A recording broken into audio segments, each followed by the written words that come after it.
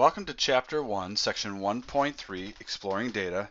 This time we're going to focus in on describing quantitative data using numbers. Here are some of the objectives. We're going to measure the center with the mean and median. We're going to measure spread with standard deviation and interquartile range. We're going to identify outliers, and we're going to construct a box plot using the 5-number summary, and we're going to calculate numerical summaries with technology. Let's first start with learning about the mean. The mean is just another name for the mean is just another name for average. Most people know how to find the average. You add up all your values and then divide by the number of observations. We call it X bar, which in statistics we call it X bar, which stands for the sample mean, and that's what this symbol is right here. I'm not going to go any further into that. It's just finding the average, and we've all done that before. The median, just like the median of a road, you don't want to cross over the median, which is the middle line. The median is the middle number. To find the median, they go through and they explain the steps. 1, arrange all the observations from smallest to largest. That is important. You got to make sure they're in order. 2, if the number of observations n is odd, the median is the middle number, is the center one. If it's even, then you find the average of the two middle numbers. So if I have 1, 2, 3, 4, 5, this is a 3. The median, I just go cross out low, cross out high, cross out low, cross out high. The median is my middle number. If I have 1, 2, 3, 4, 5, 6, an even number, I cross out low, cross out high, cross out low, cross out high, cross out low, cross out high. Oh, there's nothing in between.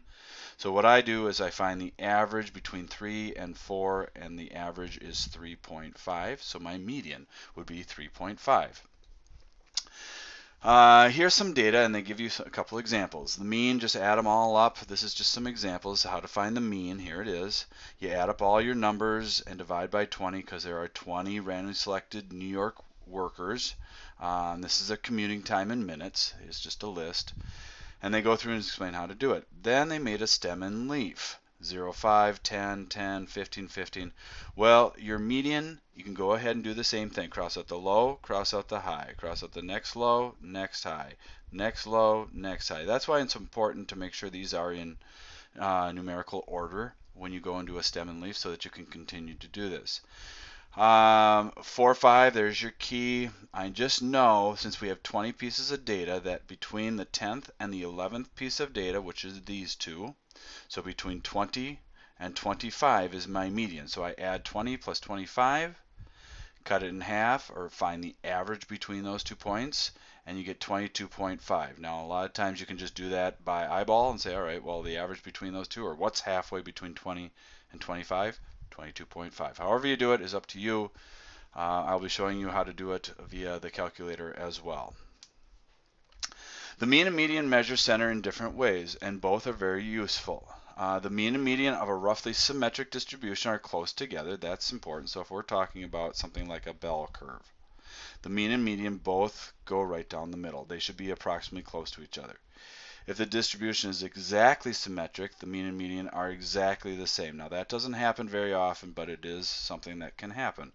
Let's just say symmetric. So we have something that's a double peak. Well, my mean and my median are going to go right down the middle, and they're going to be the exact same if both of these are exactly symmetric of both sides. In a skewed distribution, the mean is usually farther out in the long tail than is the median. For example, if I have something that is skewed right, this would be my median. My mean gets sucked out towards the tail. It is not resistant. It is affected by outliers, so it gets pulled out no matter which way you go. Even if I have a skewed left graph, my median is closer to the center, where my mean is affected and gets drawn down this time towards the mean. So if you have data that is skewed, your median is your best bet in terms of comparing centers and talking about the center of the distributions. Then there's something called the quartiles. Quartiles are the first quartile, the second quartile, the third quartile, and obviously the fourth quartile. And the quartile is the same thing as a quarter. Like a quarter for a dollar is 25 cents. So the first quartile is the 25th percentile. The third quartile is the 75th percentile. The 50th percentile is the second quartile, but we also call that the median. That's why we like to focus in on the first and the third. And the first quartile is the median of the observations located to the left of the median. And the third quartile is the median of the observations to the right of the median. Inner quartile range is Q3 minus Q1. It's important to remember that. It is the third quartile minus the first quartile. When you subtract those two, that is what we call our IQR, or our interquartile range, inside the quartiles. Find and interpret the IQR. So here they go through and give you an example. Q1, here it is. It's somewhere between, halfway between 15 and 15, which is 15. My median is halfway between 20 and 25, which is 22.5. And my quartile 3 is halfway between 40 and 45, which is 42.5. So my IQR is my third quartile, which is 42.5, minus the first quartile, which is the 15. So my IQR is 27.5 minutes. The range of the middle half of travel times, or the middle 50%, this middle 50% right here, is 27.5 units wide. In this case, minutes. Now we're going to learn how to identify outliers. Up to this point, we talked about SOCs and you talked about shape, center, and spread, and possible outliers. Well, now we're going to learn how you find out exactly if you have outliers. There's a specific rule, and it's the 1.5 IQR rule, testing for outliers. And what you're doing is you take your IQR and you literally multiply it by 1.5, and you get a number. In this case, we're just going to continue with this example of New York travel times, and we get 1.5 times IQR, you get 41.25. You take that number and you subtract it from Q1 to get a low end, and you add it to Q3 to get the high end. Now, a lot of people make the mistake in thinking, well, I take this 1.5 IQR and add and subtract it to the mean or the median. You do not. You subtract it from the Q1 and you add it to the Q3. So basically what I'm doing, if this is my Q1 and this is my Q3, I'm going out a certain amount of distance this way and a certain amount of distance this direction, and anything out here and anything out here are considered outliers. So let's finish with this. My low end is minus 26.25. My high end is 83.75. I have nothing here. My lowest number was 0.5. So I have nothing below negative 26.25. So there's no outliers here. However, I have one number, 85, that is above 83.75. So that would be considered an outlier. Again, find 1.5 times your interquartile range, get a number, then add that to Q3 to get your high number, subtract it from Q1 to get your low number, and then anything outside those ranges are your outliers. And then you've got your 5-number summary. Your 5-number summary help determine what we would say is your box and whiskers. And it's a quick summary of both the center and the spread. We talk about the 5-number summary being your minimum and your maximum, the low and the high point, your Q1 and your Q3, and your median. Now this is your low, this is your high, this would be your 25th percentile, this is your 75th percentile, and then your median, which is your 50th percentile. So it kind of gives us our direction, and that leads us to a box and whiskers.